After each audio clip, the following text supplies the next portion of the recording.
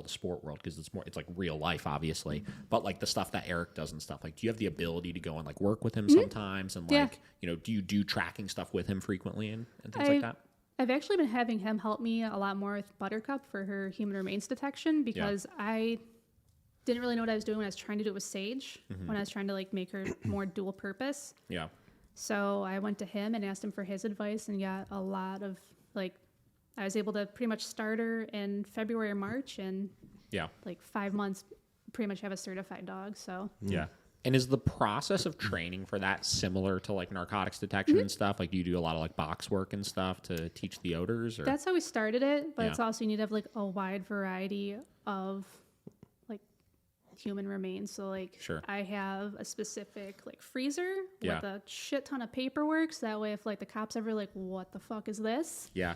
It's not like I look like Jeffrey Dahmer or someone just like with all of that. Is it like, do they have like artificial odors and stuff like that for that? They do, but we try our best not to use it because we don't know how close it is. Yeah. So we'll go to like a coroner's office or a medical examiner or whatever, and they'll write it off for us and give us, either half a body or parts of a body, whatever we need. Sometimes we'll Wait a like, minute. here's an arm. Hold on. So do you like literally have like an arm in your house right now? It's in my garage. I mean, it makes total sense. I never thought of it though. So can anybody just go and get one of those, or do you have to have like a certain license to do it? You have to have so because like my search and rescue team works with like all of the various law enforcements. Yeah. We have like a ton of paperwork and I don't even know how we do it, but oh my gosh. Like sometimes we'll get like messages on our like Facebook account like, "Hi, I just had a baby. Do you want my placenta?" And it's like, "Okay. Sure." I guess that would be an odor as well, right? Yeah. That's so interesting. And is it Sage the one that is from? So Sage does the tracking and trailing. So she's certified through NAPWADA for that, and then Buttercup will probably be certified through NASA or NAPWADA. So, Buttercup's the one.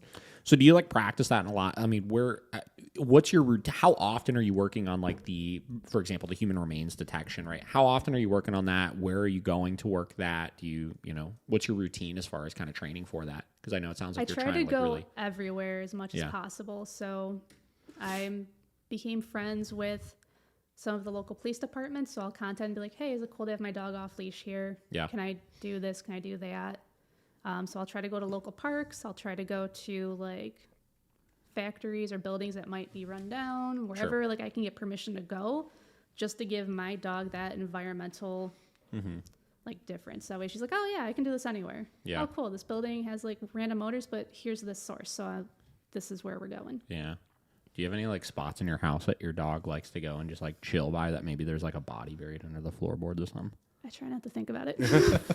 I've never like asked her either of them to do it because I'm just like, when I bought my house, I was like, yeah, there's something just seems off, but that's fine. Strange place. Well, for Buttercup, do you, I guess, for the body detection training, like, do you just do that pretty much at home, or is his name Eric? Yeah, Eric. Yeah, Eric, or you just do it there? Because I feel like you can't just bring... No, I do. You do? Yeah. I guess if what are you going to do? What are you going to say to me? That's Who's true. going to say something to me? That's true. Just a body. Now give me the context. Got my arm here. So you're saying you use like obviously actual body parts. Do you have like small little things that you can go and hide somewhere? Yeah. Yeah, like what, like a pinky? Or yeah. We were donated like an arm, and then our other detection handler and I, we had to like sit at her farm and just like dismantle it like a psychopath. So they're like, "Here's this arm, figure it out on your own." I'm like, "Oh, that's shit. Crazy. Okay." That is awesome, though. Like, crazy. You would never, like, you don't think about that, right? Like, so, like, my brain just goes to, like, again, like, we like, Jake did, like, a lot of the detection stuff, and, like, I kind of, like, dabbled with it with a couple of different dogs and stuff, and we had, obviously, the artificial substances and stuff, right? And we would use that, and, from basically what everybody said is it was, like, close enough where it could simulate the real stuff, and then I know, obviously, with, like, police departments and stuff like that, like, they'll get access to, like, the actual stuff, right? So you could train for, like, a legitimate drug, right? Yeah. To really proof the dog around, but a lot of the training was done with like artificials. So I just kind of assumed in my mind like something like that would be, either artificial, or does it work the same way with like, say, like cremated remains or something like that? Yeah.